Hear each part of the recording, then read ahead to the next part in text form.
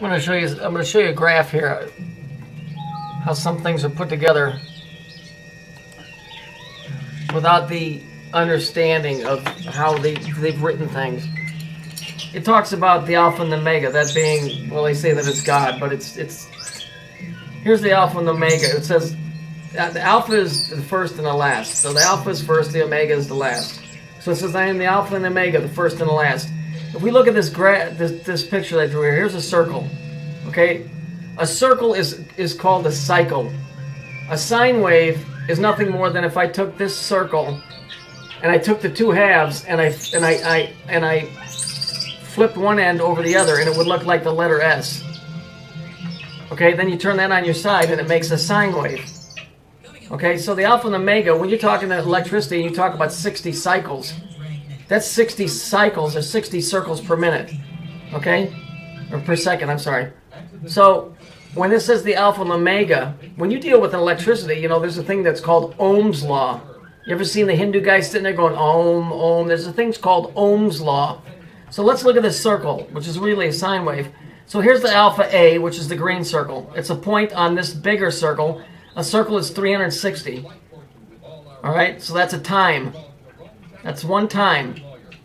Okay? So here's the alpha. The circle here would be the omega. Okay, which would be the red circle. But it's just one circle. I just gave you two different colors. So when it says I am the alpha and omega, the first will be last and the last will be first. As we go around, by the time we get down, going in this direction as the arrows show, by the time we get here, the first is still the first, but by the time he gets up here, which he is now, I've colored red, he's no longer the first, he's the last, because he's in the last position. So the last will be first, because once he crosses this midway point, the last becomes first, and when he crosses this midway point, the first has become last. This doesn't take away from the creator himself. I'm trying to explain to you, they wrote this in terms.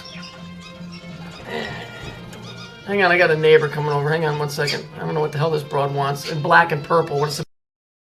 I swear, I live in the middle of Spook Central. I swear to God, the kids around here run around in black and purple. The broad that just put the flyer on the door was wearing black and purple.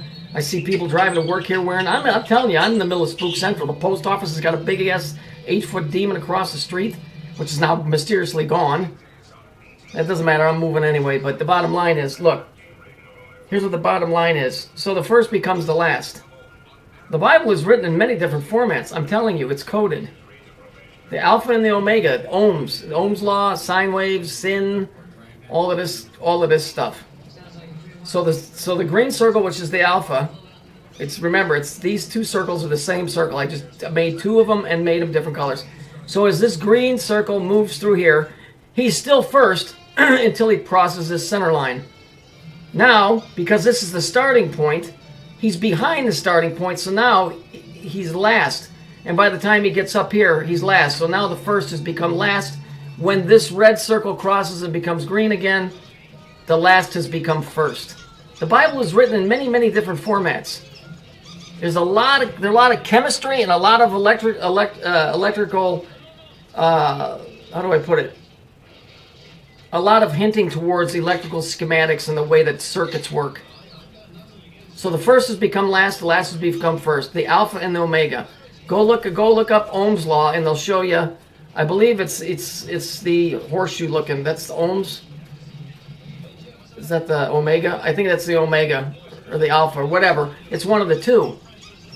Well, you know, why are they using that? You know, it's because that's what it is. So this, I'm just giving you, this is like a little tutorial to show you how many different ways this book is written. It's a fascinating book full of all kinds of stuff. But it doesn't mean that there's not encoded stuff in there that was put in there aside from a message of being good and doing the right and proper thing. To think that that's all that book is there for is ludicrous, because the Jews use it, the first 5 books, to figure out all kinds of high physics that they use in Kabbalah. Okay, Kabbalah was used in the Christian church up until the 18th century. That was part of it. So, you know, you better get off your high fucking horse thinking that the Bible is strictly, you know, written one way, because it's not. It doesn't take away from anybody's faith in Jesus Christ, because that whole story is a completely different thing, yet it deals with all of this stuff. So there's nothing wrong with believing in Jesus Christ as your Savior and understanding that the Bible is written on multi levels, just the way when Jesus spoke. He spoke on multiple levels at one time in the same exact story. And what did I tell you? If you want to convey a story without it being blemished and or tarnished, you encode the story in a story. And only the people that will, as Jesus said, look, you're going to either get my parables or you won't, because those that would understand did understand. They do that in news stories. That's what your news is. When they encode it, what do you think all those numbers are? Those guys are speaking in numbers. They're showing you a landmark, but they're speaking in numbers. That's what all of this is about. Why do you think the Bible has a book called the Book of Numbers?